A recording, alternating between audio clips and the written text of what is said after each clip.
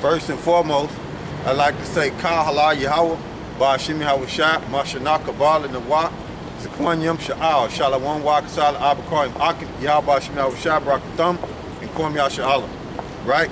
I'm out here to prophesy the downfall of America, destructive of this wicked, abominable, upholding sodomite kingdom.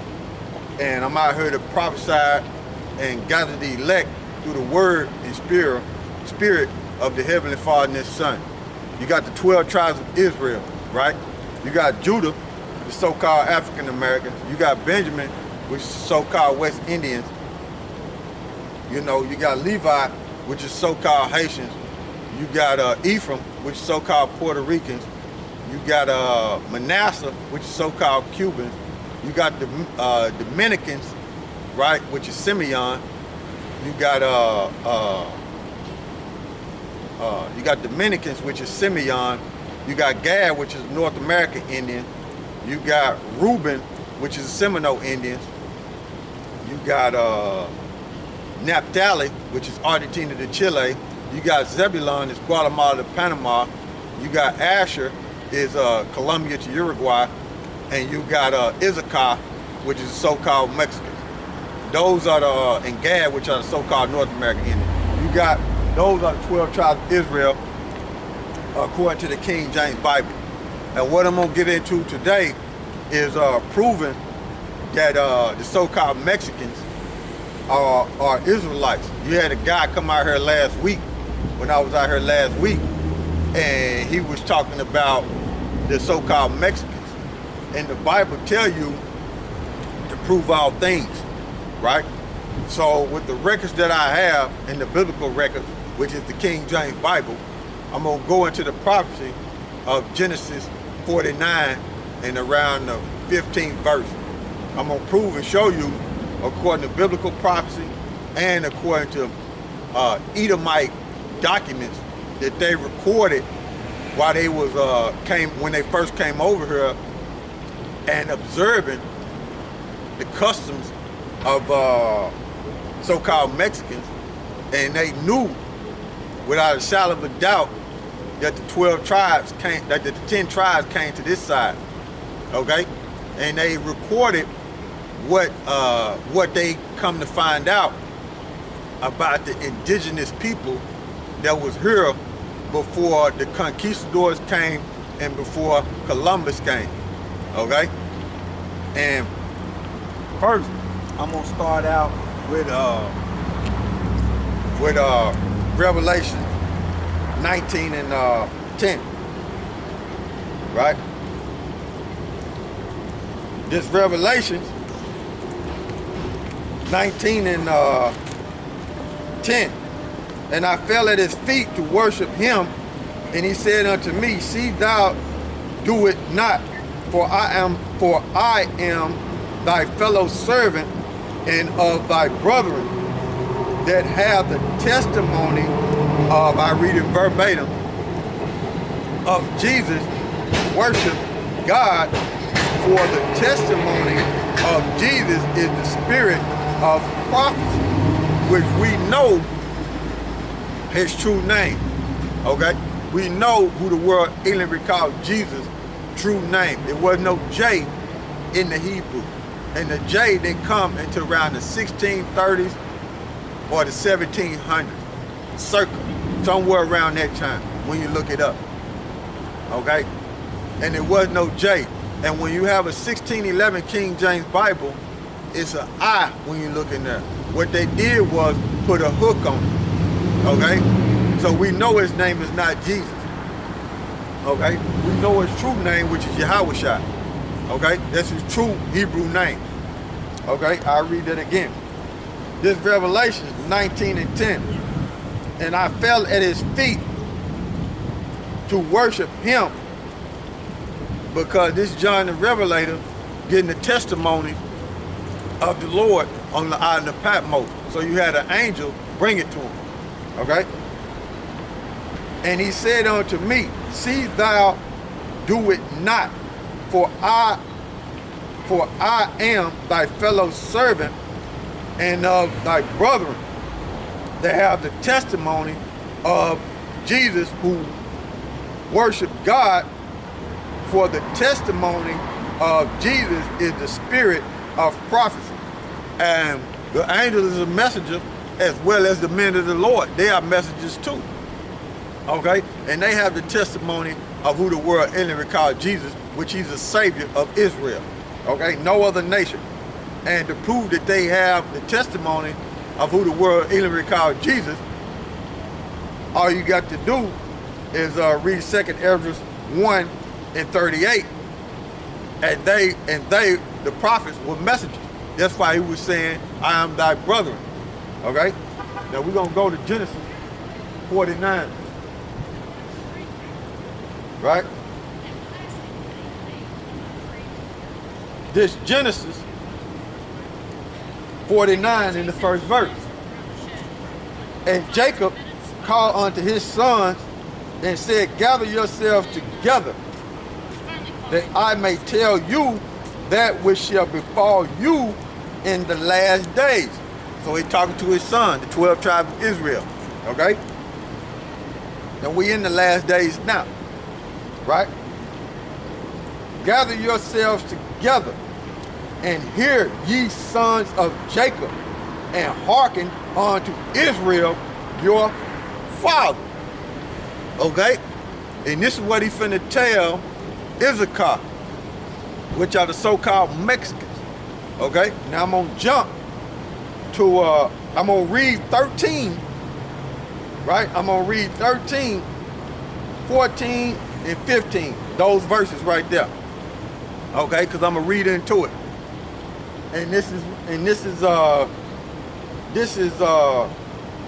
Genesis 49 and 13. Zebulun shall dwell at the haven of the sea, and he shall be for a haven of ships, and his border shall be unto Zidon.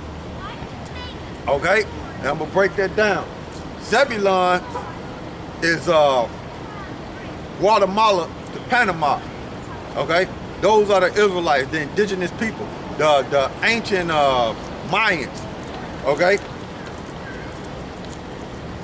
Read this again.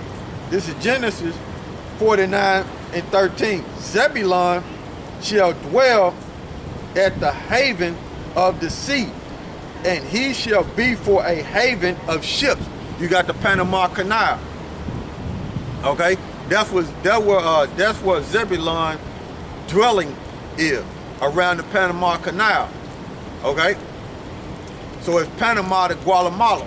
Those ancient indigenous people that were Mayans are descendants of the tribe of Zebulun, and they are descendants of Jacob, the real Israelites. Okay? This is Genesis 49 and 13. Zebulun shall dwell at the haven of the sea, and he shall be for a haven of ships, and his border shall be unto Zidon. Now, if you don't know history and you don't understand what was going on, right, you will be confused about the border of Zidon. When you look at the ancient map, right, Zidon is over there in Israel, you know, in that land of Palestine. But what that prophecy is talking about, Zebulun was going to be on this side in South America, right, around the Panama Canal, right? And when them ancient Canaanites came over here during the time of Hiram Abiah, during the time of Solomon, when Solomon was building the temple, right? They came over here to get trees and peacocks. Peacocks, when you look it up, they basically go into turkeys. So they came over to get certain woods and things like that to build up Solomon's temple, right? Hiram Abiah. And it took them 3 years to get over here. Now, when them Canaanites, okay, came over here, they left heads, which were the Olmecs, down there in South America. And those Olmecs are landmarks, okay? They are landmarks. So when the ships from the sea come close to the land, they can see those heads and recognize where they was when they came. So they placed them here for landmarks. Just like you got the Statue of Liberty. When you in the ocean, so-called Statue of Liberty. When you in the ocean, which was given to America by the French, okay? When you in the ocean and you see the Statue of Liberty, so-called Liberty, that is a landmark to show you that you're close to the shores of America, okay? So-called America, right? And that's what the Olmecs head was set down in South America for. They were landmarks for the ships, so the ships would know where they have been, right? Which was an ancient Canaanite, okay? So that's why it's saying the border of Zidon, because the border of Zidon was over here too, okay? That's why you got the Olmecs, okay? This is Genesis 49 and 13. Zebulun shall dwell at the haven of the sea, and he shall be for a haven of ships, the Panama Canal, and his border shall be unto Zidon.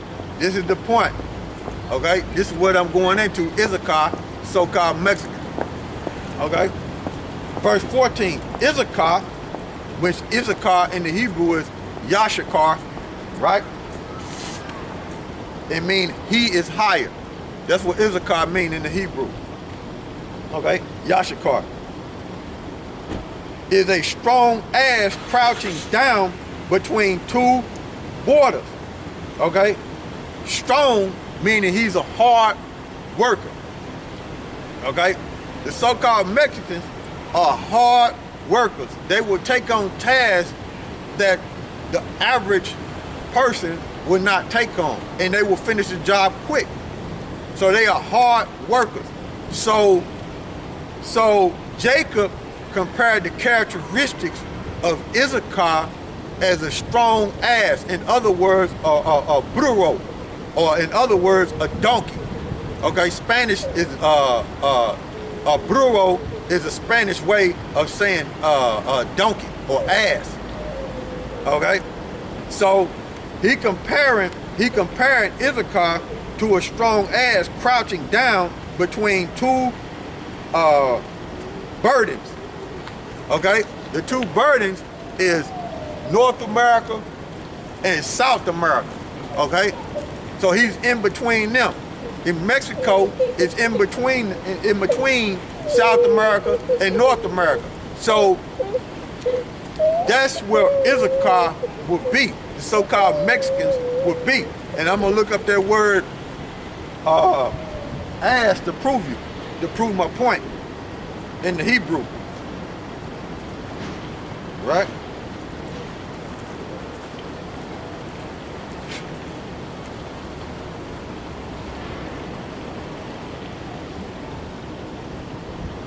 The Hebrew Strong's is 2543.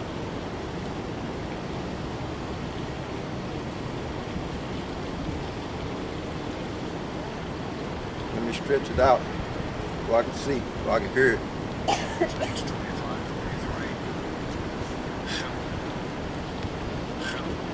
So the Hebrew word for ass is hamor. Hamor. And when you go down, it says ass, right? But I went to